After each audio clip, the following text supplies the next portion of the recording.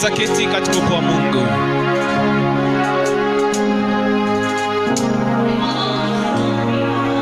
Wakati tunachukua Biblia zetu mikononi katika kitabu cha Isaya, shairi ya msingi ya kongamano yetu, katika kitabu cha nabii Isaya, mstari wake wa 52, sura 52 mstari wa 2.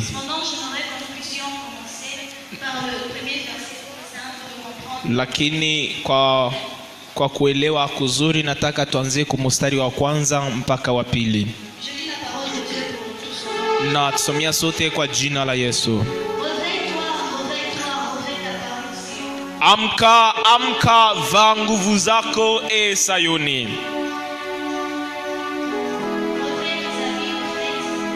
Vaa mavazi yako mazuri Yerusalema, mji mtakatifu.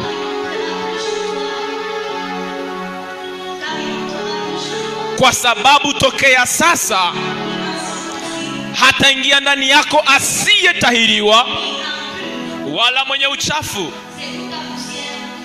Ujikungute toka mavumbini. Amka, amka kwa chini Yerusalema, na ujifungulie vikongo vyako e binti ya Yerusalema.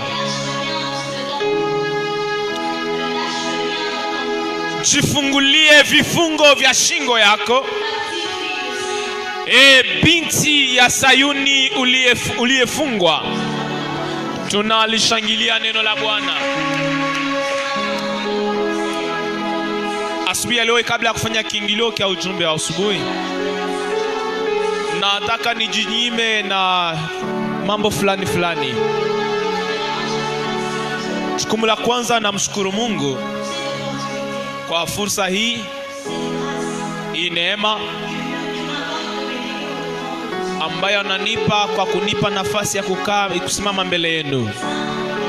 Ni fursa kubwa, haiko kwa kuistahili, lakini ni kionyesho ya neema ya Mungu juu yangu. Nabariki sana Mungu kwa ajili ya hiyo. Ninashukuru pia kundi yote ya uongozi wa kongamano wa wanawake kwa kufikiria kwangu ili kwamba niseme juu ya neno la Bwana asubuhi ya leo. Lakini kipekee kwa mama Rosine, Mungu akubariki maradufu. Sitaweza endelea bila kushukuru Mungu kwa mtu ambaye Mungu aliruhusu nikutana naye maisha yangu. Mtu ambaye kumpitia tunajifunza kila leo. Mtu ambaye anajiweka ndani yetu kila leo. Mtu ambaye Mungu iko namtumikisha ili kwamba tulete sehemu fulani. Namshukuru mtu wa mchungaji Tubalimbisa.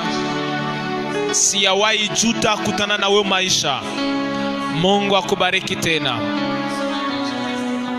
Asubuhi nabaki nikihakikishiwa ya kwamba hatuko hapa kwa bure. Maana kila mara Mungu anapokusanyikisha taifa lake, kuna kitu anacho cha kuwapa, ambayo inaandikwa katika Mwanzo 19 mstari wa kwanza. Yakobo akaita wanawake na akawaambia, mkusanyike, nitawaambia mambo ambayo inabidi ifike kupitia wiki hii hapa madhabahuni, na kupitia wahubiri mbalimbali ambao utapita hapa. Mungu ameamua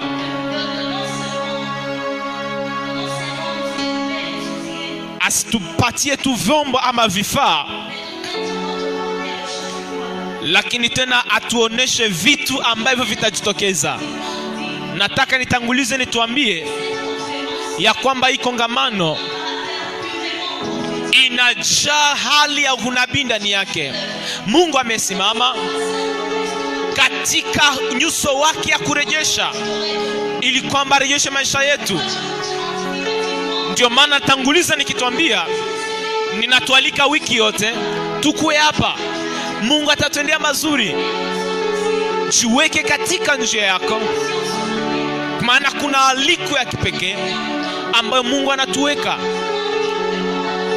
na hali ambayo Mungu anatuomba tufanye, kuamsha ama kuchukua dhamira ambayo Mungu anaomba kila mtu akuwe nayo. Naposema ujio, naona ujumla ya lengo na jinsia za Mungu za kutimiza maisha ya mtu. Napenda kile mwenye hekima anasema katika Mezali, Mungu anafanya yote akiwa na lengo fulani. Mungu anaposimama juu atende, anafanya mambo akiwa na lengo fulani. Hii kongamano kwa ujumla na neno langu la asubuhi leo kipekee inakuwa na malengo fulani. Na lengo la kwanza ni kusisitiza taifa la Mungu, kuwasimua kuchukua nafasi yenu katika Kristo. Kulingana na maandiko katika Isaya 61:4, anasema atavika juu ya mji wa dhamani, watawavika mavazi mapya. Atafanya upya mji ambao umeibwa na kunyang'anywa, na kuweza kurudishia mavazi yake. Sijue ni tangu lini maisha yako meporwa. Sijue ni tangu lini maisha yako ama jamaa lako limepigwa vita. Sijue ni tangu lini uchumi wako imeweza kutekwa nyara. Lakini ambacho nakuja kuambia, Mungu anayerejesha ameamka asubuhi ya leo. Mambo yote haitakuwa tena kama mbele. Na hii ndio maombi yangu kwako asubuhi ya leo. Na lengo la pili ni kuleta kila mmoja wetu asigundue tu, lakini aelewe lengo ama mpango wa Mungu juu ya maisha yake. Moja wapo ya changamoto ama kizuio kubwa ama shida ambayo kanisa naishi leo, haiko tu shetani. Haiko tu shetani ndio anaonekana, lakini ni ujinga na upumbavu kutokujua anwani yetu. Nataka mtu mmoja, hakuna kazi bila anwani. Kazi yako ina vichwa ndani ya anwani yako. Amen. Ndio maana kutokujua anwani yako inafanya kwamba usifanye kazi yako mzuri ndani ya Kristo. Asubuhi leo nataka Mungu aifanye maisha yetu kwa jina la Kristo. Ni kama vile wanaosafu wako wanasema katika Zaburi, alisema ninyi ni wa miungu. Na sehemu ya pili ambayo sipendake, asema lakini sasa mnakufa kama wanadamu. Watoto wa Mungu ambao hawajui ni wanani, wanaishi kama watu wote, wanakufa kama watu wote. Haiko mapenzi ya Mungu. Nataka nifasirie imada. Jiweke kwenye zamu yako. Nafasi, position. Merci. Ni kusema tu, rudilia nafasi yako. Shairi ambayo tulisoma inatufasiria kwa hali wala ile mafasio ya nia ama haja ya Mungu ya kurejesha taifa lake. Hii shairi inatonesha Mungu anayerejesha, Mungu ambaye anasimama na ambaye anataka rejesha maisha ya taifa lake. Kurejesha maana yake kurudisha, kutengeneza, wala kurudisha kwa hali nzuri. Kabla niendelee, nataka nionyeshe hali mbili ambazo Mungu anarejesha ndani.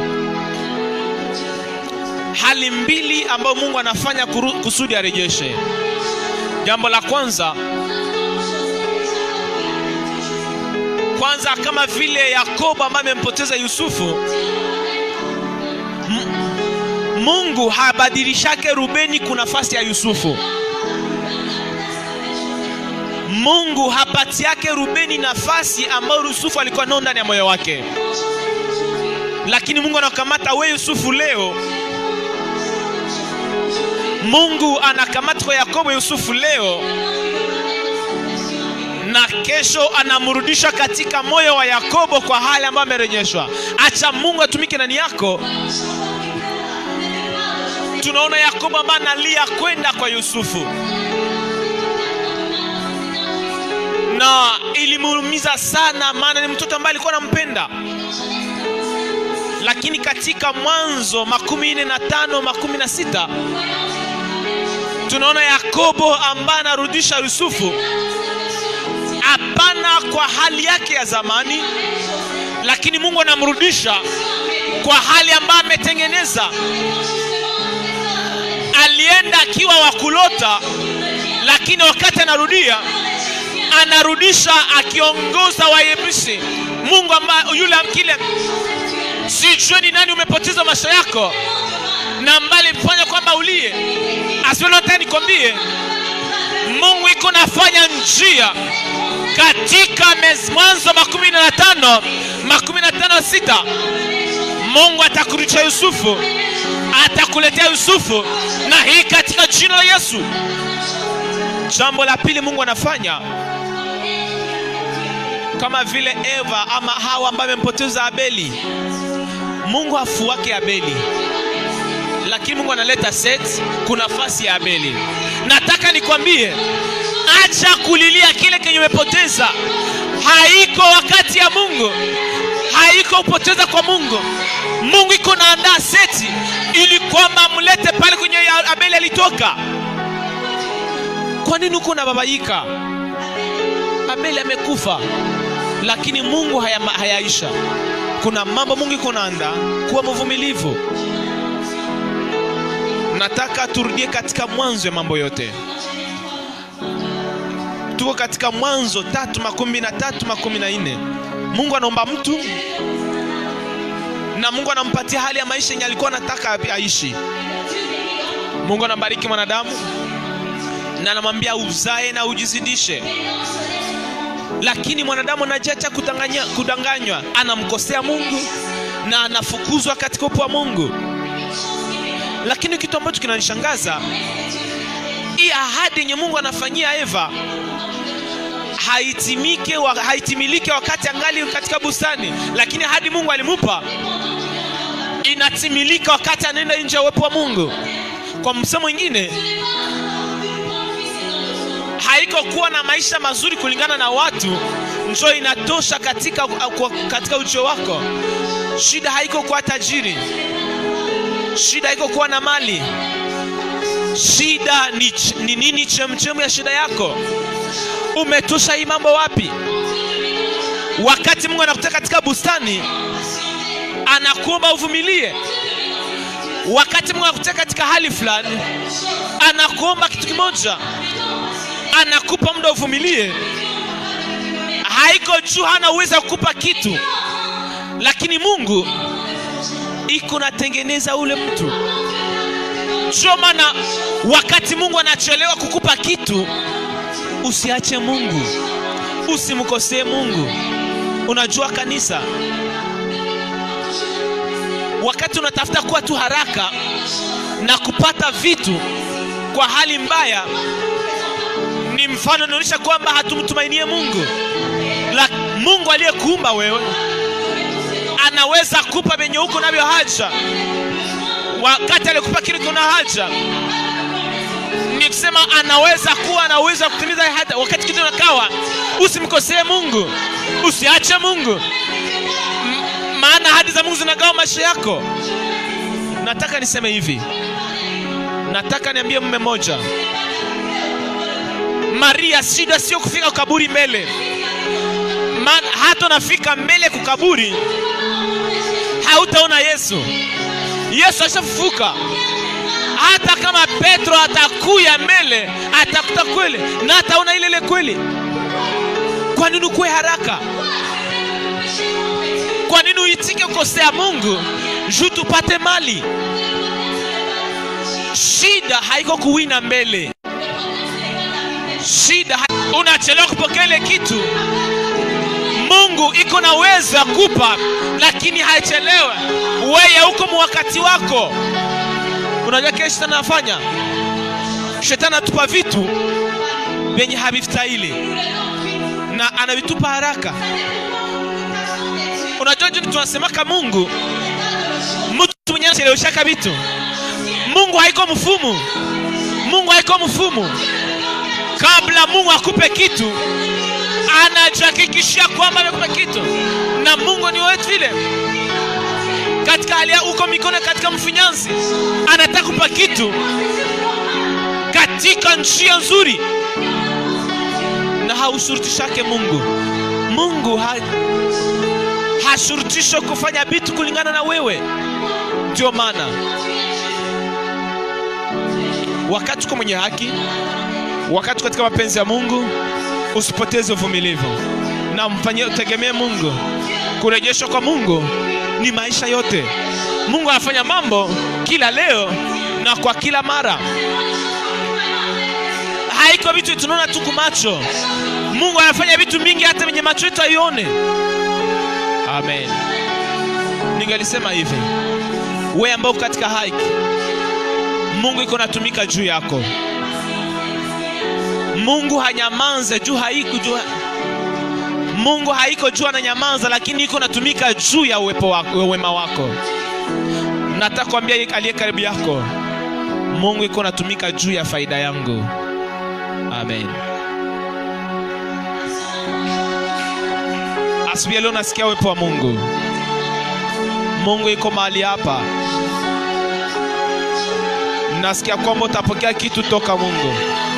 Nitasema hatua mbili za kufanya kusudi uweze kurudia kwa nafasi yako. Hatua ya kwanza, Biblia inasema kunguta vumbi yako. Kunguta mavumbi yako. Neno vumbi inarudiliwa mara katika Biblia. Mara ya kwanza neno vumbi linajitokeza ni katika Mwanzo 2:7. Wakati Mungu anatengeneza mtu na anamtosha katika mavumbi. Mara ya pili katika Mwanzo sura 3 mstari wa 19. Mungu analaani mtu kulingana dhambi ambayo alifanya.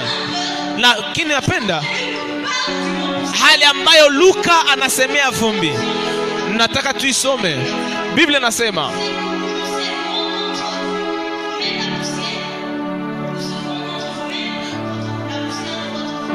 tunakungua katenu ninyi wenyewe mavumbi ya maisha yenu, ambele ambatanisha kwenu, kusudi hii watasaidie kuwa ushuhuda, ili kwamba isaidie ufalme wa Mungu iwe karibu kwenu.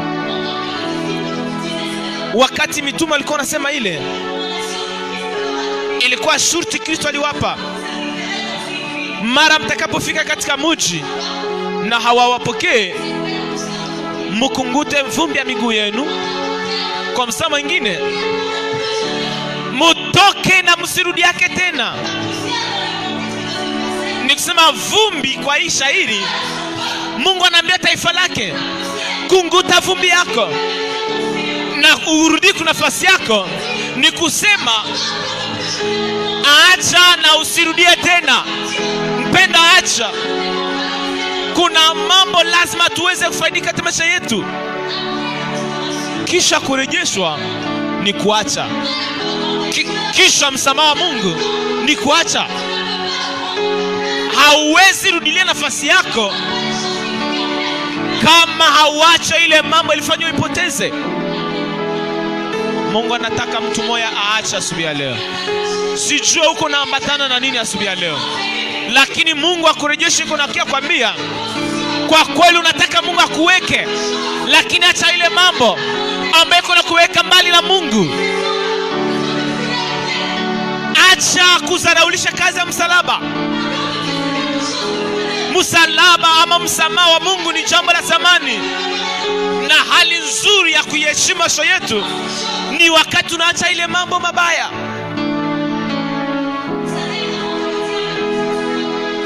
unajua wakati kabla shetani hatupoteze nafasi yetu, anafanya kwanza tupoteze nafasi yetu ndani ya moyo wa Mungu.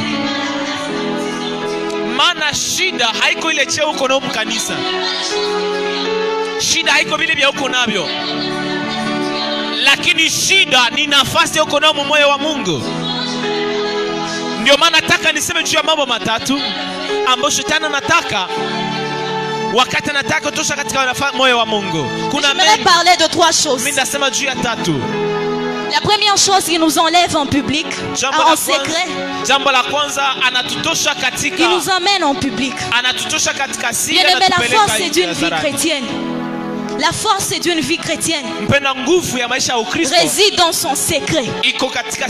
Ton secret avec Dieu. Aussi longtemps tu n'es pas encore entré dans cette dimension d'intimité avec Dieu, tu n'as rien compris de la vie chrétienne. La vie chrétienne, c'est pas quelque chose qui se vit seulement à l'église. Et c'est parmi les choses que le diable fait quand il veut nous amener loin du cœur de Dieu.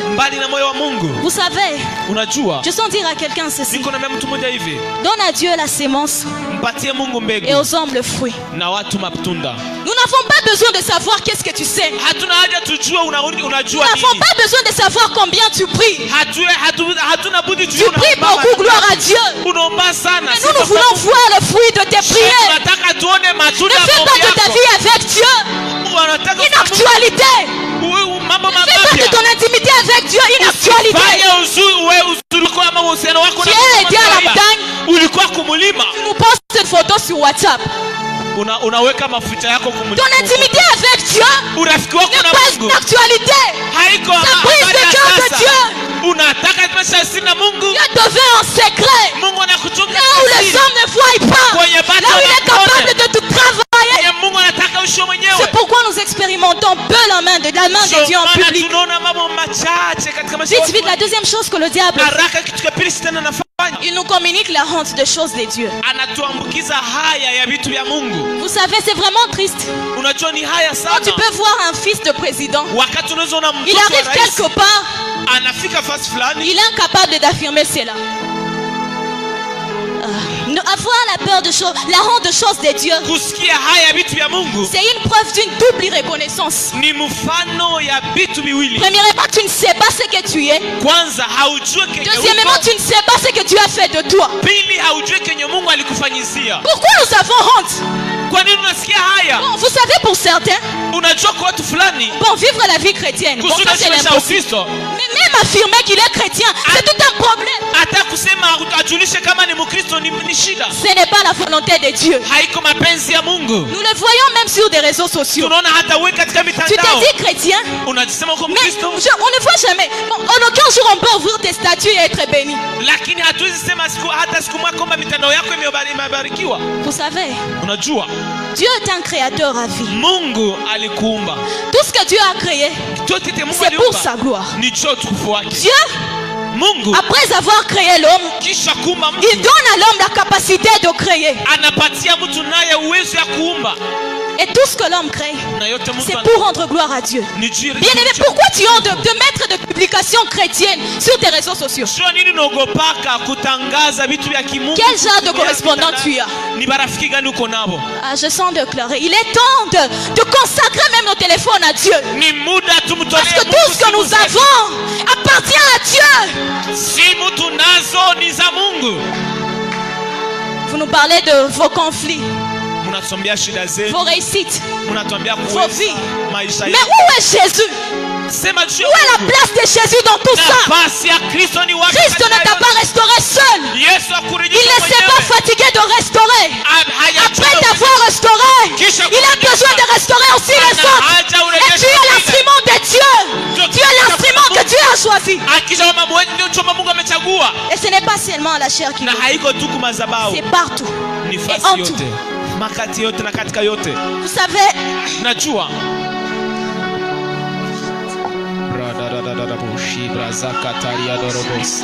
la troisième chose que le diable fait, il nous donne le courage de plus consulter les hommes que Dieu.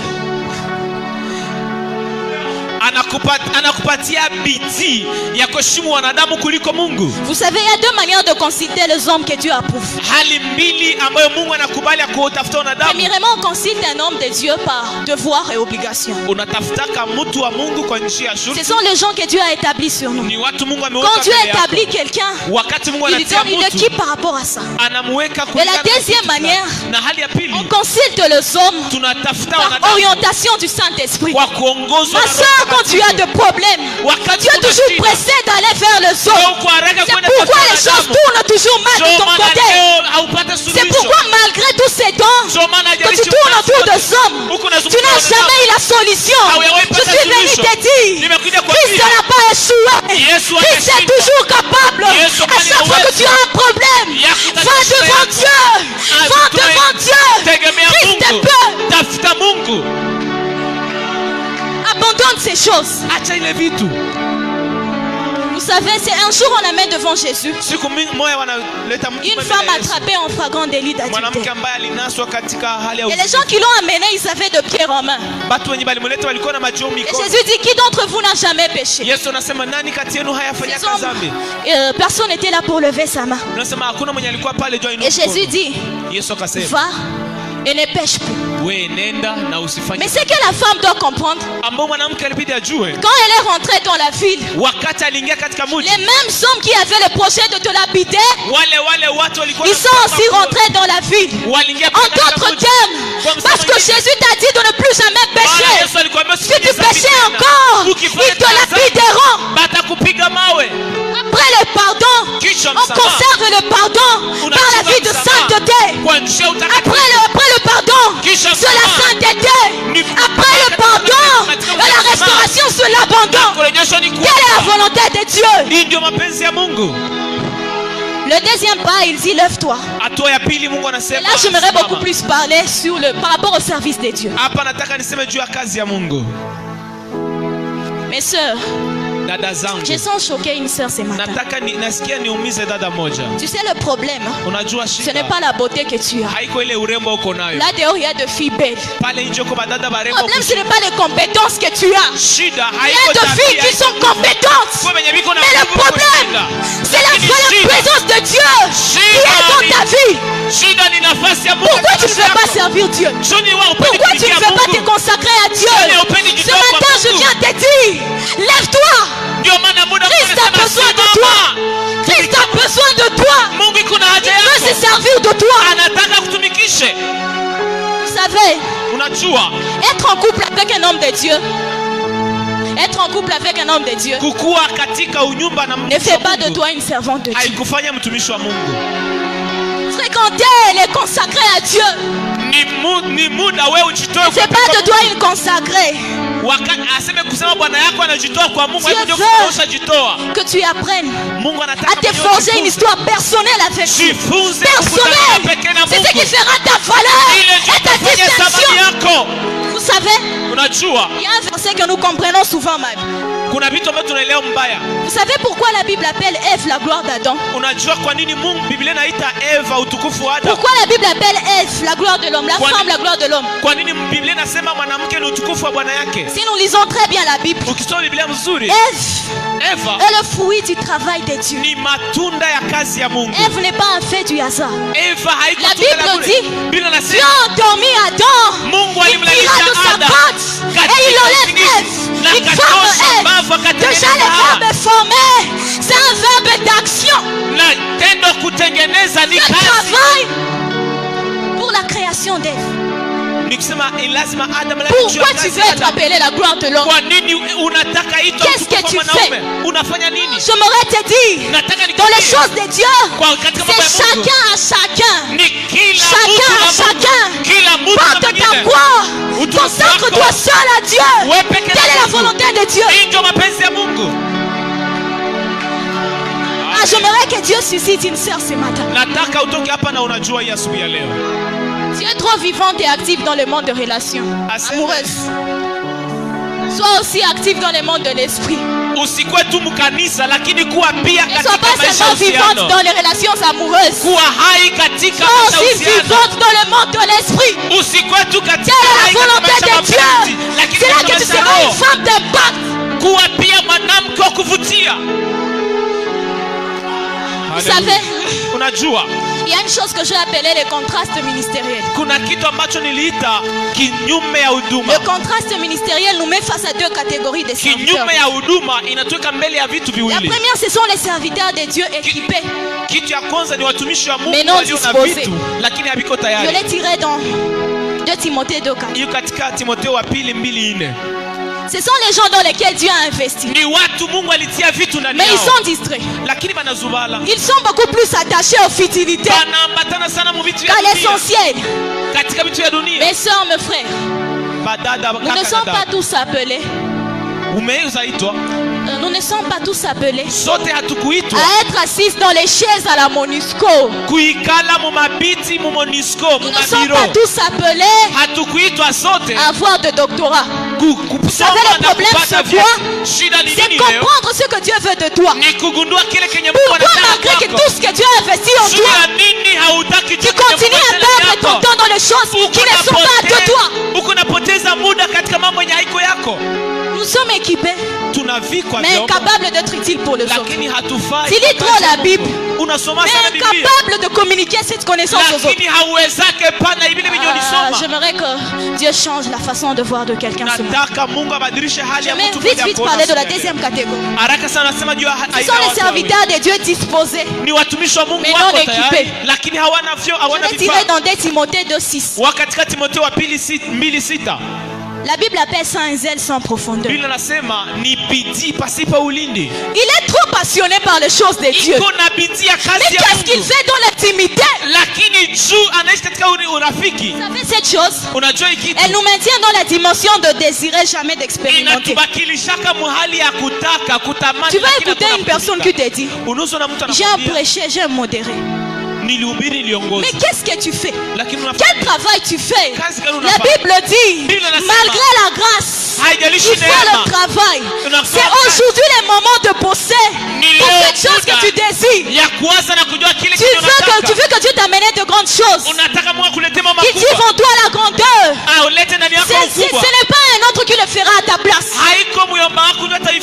C'est ta responsabilité. Est-ce que je parle à quelqu'un ce matin? Alléluia.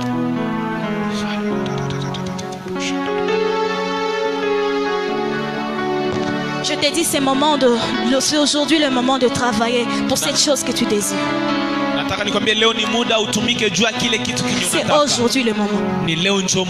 Vous savez une chose, j'aimerais ouvrir une parenthèse. Un jour Jésus, avant de partir, il lave le pied de disciples. Je me demande pourquoi il n'a pas lavé les mains. Pourquoi il n'a pas lavé la tête. Mais le pied symbolise le mouvement. Le pied symbolise les déplacements, la mobilité. Jésus a besoin d'une église dynamique. Une église en mouvement. Il attend que la paresse disparaisse de nos vies au nom de Jésus. Dieu veut nous voir en mouvement. Travailler, bosser, peu importe le prix. Tu es capable de bien prier. Tu es aussi capable d'amener une âme au Seigneur. Tu es capable de prier dans ta carrière professionnelle. Tu es aussi capable de prier dans le ministère. C'est ça la volonté de Dieu. Le ministère ne nous empêche pas de vaquer aux affaires de la vie courante. Le problème c'est quoi? Le problème c'est quand nous embrassons les choses de la vie et nous nous détournons des choses de Dieu. C'est possible d'être équilibré. C'est possible de marcher sur ces deux pattes, sur ces deux béquilles. Arrête d'être un handicapé spirituel. Tu es fort en commerce et c'est bon. Mais tout tu en es avec l'œuvre de Dieu. Et puis servir Dieu, ce n'est pas seulement à la chair que nous le faisons. Sers Dieu de diverses façons. Et j'aimerais que Dieu ce matin te révèle la manière dont il aimerait que tu le serves. Et c'est là au nom de Jésus. Tu as beaucoup perdu les dents. Tu as beaucoup tourné en rond. Mais laisse que par cette semaine, tu comprennes le dessein de Dieu pour ta vie. Tu comprennes où est-ce que Dieu te veut réellement. sais telle est la volonté de Dieu. Maana ni ndio mapenzi ya Mungu. Je suis déjà en train de chuter avec mon message. Niko namaliza asubuhi ya leo na ujumbe wangu. Nous sommes dans Nombre 7.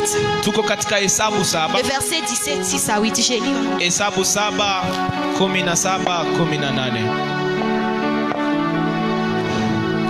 Mais Moïse parla, je lis au nom de Jésus. Nasoma kwa jina. Mais Moïse parla aux enfants d'Israël.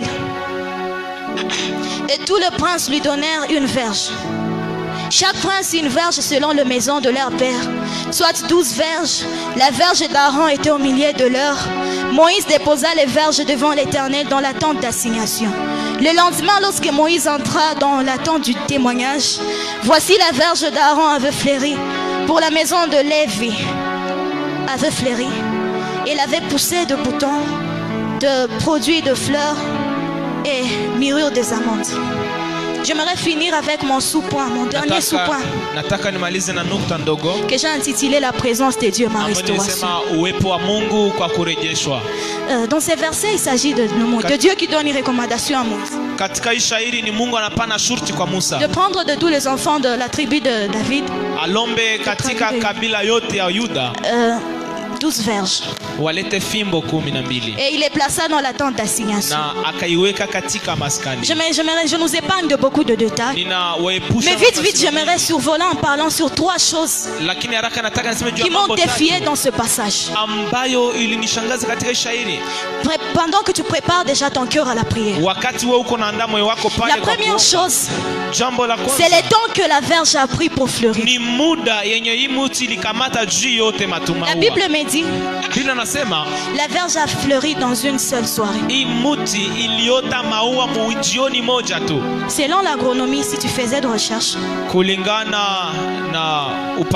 il faut qu'un arbre fasse 5 ans pour produire de fruits, pour être capable de produire. Mais ces jours-là, à cause de la présence de Dieu, l'arbre n'a pas fait, la verge n'a pas subi 5 ans. La verge a subi une soirée. Je sens dire à quelqu'un ceci: tu n'as pas besoin de faire des 100 jours, tu n'as pas besoin de passer par le même protocole que de s'aîner pour vivre la main de Dieu dans ta vie. Amen. Les choses que les autres ont expérimentées dans 20 ans, toi tu peux les expérimenter dans une soirée. Amen. Parce que le Dieu de la restauration est capable de le faire. Amen. Et puis j'aime ce que Dieu a fait. Dieu n'est pas un magicien, vous savez. Dieu a respecté les processus normaux. Il y a eu d'abord des boutons, et puis des fleurs, et puis des fruits. Bien sûr, les gens ne comprendront pas tellement que le temps a pris, que Dieu a pris n'était pas long. Mais la puissance de Dieu a agi. Je sens déclaré dans la vie de quelqu'un ce matin. Tu as longtemps cherché cette chose, mais à cause de Christ le restaurateur qui s'est levé ce matin, tu n'auras pas beaucoup à attendre. La présence de Dieu accélère le processus. Tu vas vivre la main de Dieu au nom de Jésus. La deuxième chose, la verge fleurie sans être en contact avec la sève. Selon l'agronomie, c'est quasi impossible. C'est la sève qui nourrit la plante. Et sans être en contact avec la sève, la plante ne peut pas produire. Et cela révèle le côté miraculeux de Dieu. Vous savez la maladie de cette génération est que nous donnons plus gloire au diable qu'à Dieu. Pourquoi nous voulons limiter la restauration de Dieu? Vous savez, le monde ne peut pas croire si l'église ne croit pas. Il faut d'abord que l'église croie à la puissance de Dieu pour que le monde vive la puissance. On a beaucoup parlé de Jésus. Dieu est en train de vouloir susciter la race de gens. Et telle est la volonté de Dieu. Tu prêches sur la sainteté, les gens se sanctifient.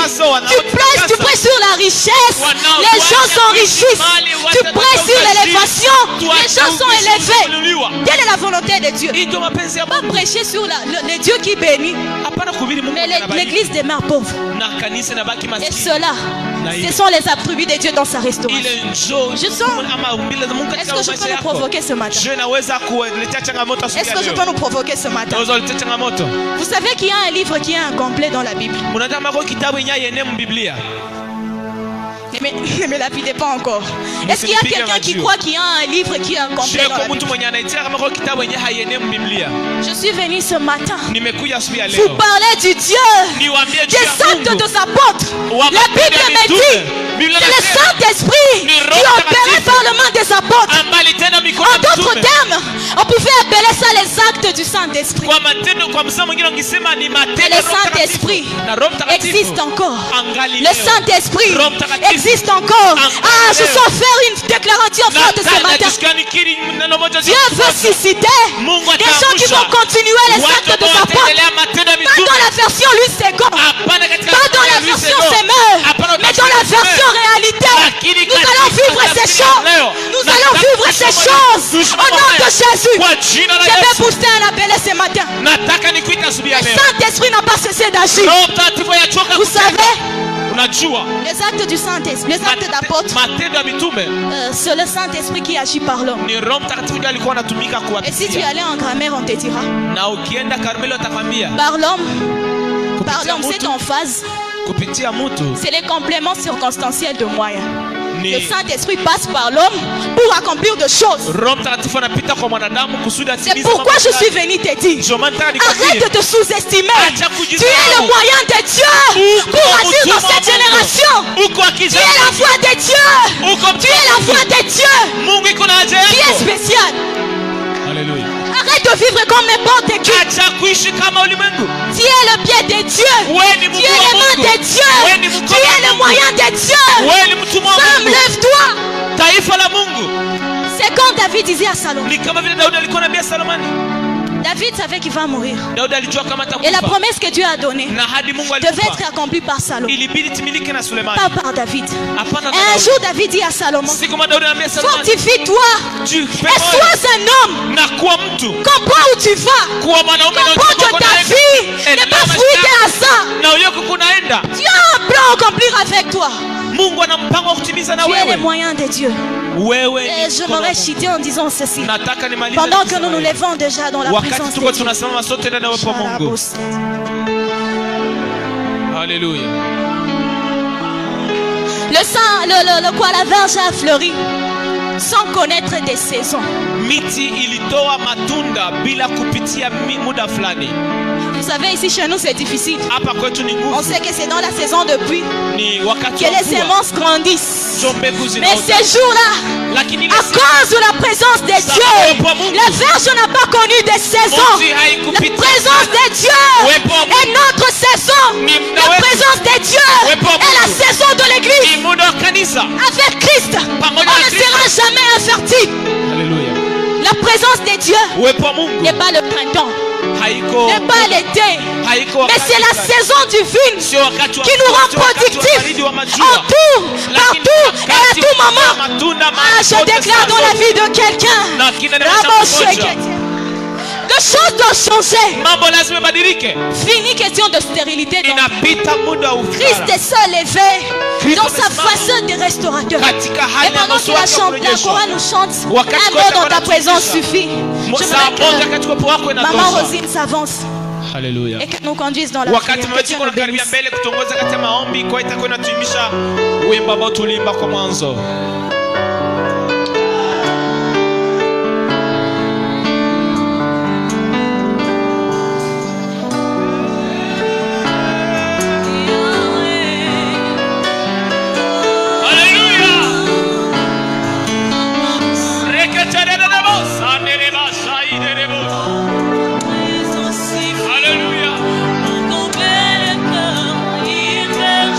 Présence fleurie,